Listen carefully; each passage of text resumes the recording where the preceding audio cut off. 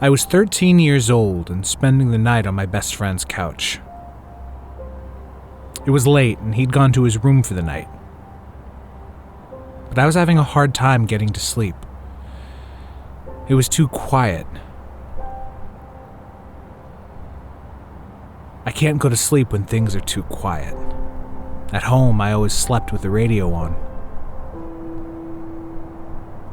My friend's mom had one of those big binders full of DVDs, the ones that make it easy to consolidate a big collection, and his mom had a big collection, though she mostly had films that I wasn't too interested in.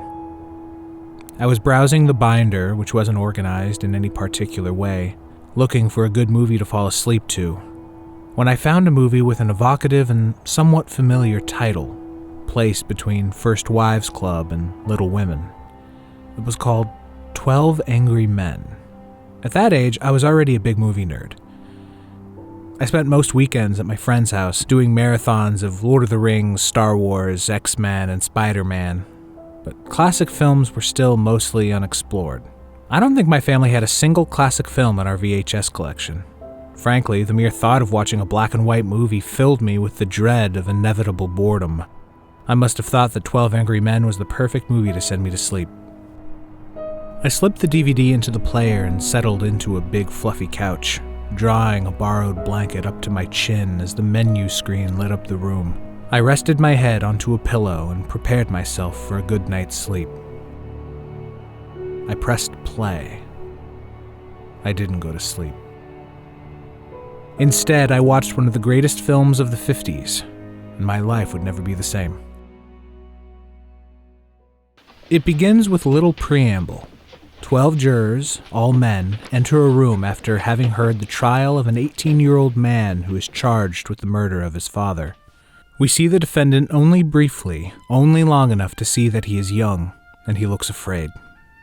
The judge tells us that if found guilty, the mandatory sentence is execution. The bench will not entertain a recommendation for mercy. The death sentence is mandatory in this case. You're faced with a grave responsibility. Thank you, gentlemen. Upon entering the jury room, there is a preliminary vote. That's the law. Okay, are we ready? Now, all those voting guilty, please raise your hands. Okay, that's 11 guilty. All those voting not guilty? 1. Right. 11 vote guilty, 1 not guilty. The one holdout is Henry Fonda, juror number 8. Unconvinced that there isn't reasonable doubt, juror number 8 leads a thorough examination of the facts of the case and forces each juror to explain how they arrived at their verdict. I only know as much as you do. According to testimony, the boy looks guilty. Maybe he is. I sat there in court for 6 days listening while the evidence built up. Everybody sounded so positive. You know, I began to get a peculiar feeling about this trial. I mean, nothing is that positive. The film becomes a series of character studies, the deliberation a prism through which we gain insight into the prejudices and preconceptions of each of the 12 men. The film also becomes a fight of sorts, a battle of wills. Get him out! Get him! Juror number 8 bringing people to his side, round by round, like a boxing match going to decision. It's not surprising that I was so riveted by the film, and I'm not the only one. It's currently the 5th most popular film of all time on IMDb. Part of this is because of the ageless quality of the courtroom drama. From movies like 12 Angry Men and Philadelphia to TV shows like Perry Mason and Law and Order or Judge Judy, to the huge boom of true crime podcasts like Serial or More Perfect, to the endless high-profile legal cases like O.J. Simpson or Jack Kevorkian, the legal drama is baked into American DNA. 12 Angry Men hits us on another level, too. It resonates with us because of its portrayal and discussion of race and class and the bigotry of the American people. It was released at a very interesting point in history, only months before the Civil Rights Act of 1957, which, in part, finally gave women the right to serve on federal juries. You may have guessed from the title of the film that there are no women on this jury, and in fact, despite the Civil Rights Act, women wouldn't have the right to serve on juries in every state until 1973. 12 Angry Men's biggest fault is that while it was released in the midst of the civil rights movement and centers on bigotry towards immigrants and those who grew up in the slums, people of color are not directly referenced whatsoever. But the sentiments expressed in the film have clear parallels to the racist, classist, xenophobic bigotry of today. The young man on trial has dark features, large, expressive eyes and nose. He's played by John Savoca, an actor with an Italian name, and he looks very Italian. This is important. Italians have faced significant persecution in America, often being looked down upon and depicted as gangsters and thugs in movies. The defendant's Italian background is exhibit number 0, a mark against him before any other piece of evidence could be presented to the jury. As the jurors deliberate, their prejudice becomes apparent. He was born in a slum. Slums are breeding grounds for criminals. I know it, and so do you. It's no secret children from slum backgrounds are potential menaces to society. Now, I think... Brother, you can say that again. The kids who crawl out of these places are real trash. I don't want any part of them, I'm telling you. Listen, I've lived in a slum all my life. Wait a minute. Please, I've played in backyards that were filled with garbage. I mean, maybe you can still smell it on me. Now, listen, Sonny. Juror number 10 goes on a tirade that reminds us more than a little of a certain disgraced president. I mean, what the heck? I don't have to tell you. They don't know what the truth is. And let me tell you, they don't need any real big reason to kill someone either. No, sir.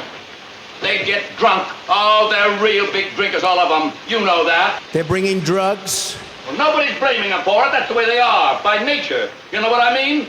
Violent. They're bringing crime. Human life don't mean as much to them as it does to us. They're rapists. Oh, sure, there's some good things about them, too. Look, I'm the first one to say that. And some, I assume, are good people. Okay, all those voting not guilty, raise your hands. All but juror number 8 were initially committed to a guilty verdict, but one by one he is able to bring the others to his side. The first to change his vote to not guilty is juror number 9. He didn't change his vote. I did. An old man who feels forgotten and disrespected by the younger generations. But instead of feeling resentment and lashing out in anger, juror number 9 uses his perspective to reconsider the facts of the case. I think I know this man better than anyone here. He recognizes the gravity of the power they are wielding and refuses to be anything but cautious, prudent, serious, and empathetic. The next to flip is juror number 5. Foreman, I'd like to change my vote to not guilty. A man who, like the defendant, grew up in the slums and stands up to the jurors who would vote to convict on that fact alone, who treat those less wealthy as inherently feral or subhuman. He's a common, ignorant slob. He don't even speak good English. Not surprisingly, juror number 5 has similar features to the defendant. Played by Jack Klugman, he is not Italian but Jewish, and so also faced a lifetime of bigotry due to no other reason but the circumstances of his birth. The third juror to flip is number 11, an immigrant, and the only man seated at the table with a foreign accent. Pardon? I vote not guilty. Oh. Juror number 11, upon questioning the validity of a piece of evidence, is immediately set upon due to his immigrant status. I want you to get up and tell me why you changed your vote. Come on, now, give me reasons. I don't have to defend my decision to you. He is treated as a second-class citizen by some other members of the jury, and there is a remarkable moment in the film where he stands up to one of the bigots. After contradicting one of their opinions, he is told, You can't talk like that to me. and he simply, powerfully refutes him. I can talk like that to you. Anyone, but particularly those who have grown up in poor neighborhoods or faced bigotry due to the color of their skin or the nation of their origin, will immediately recognize the still searingly relevant attitudes in the film and be inexorably drawn into the drama.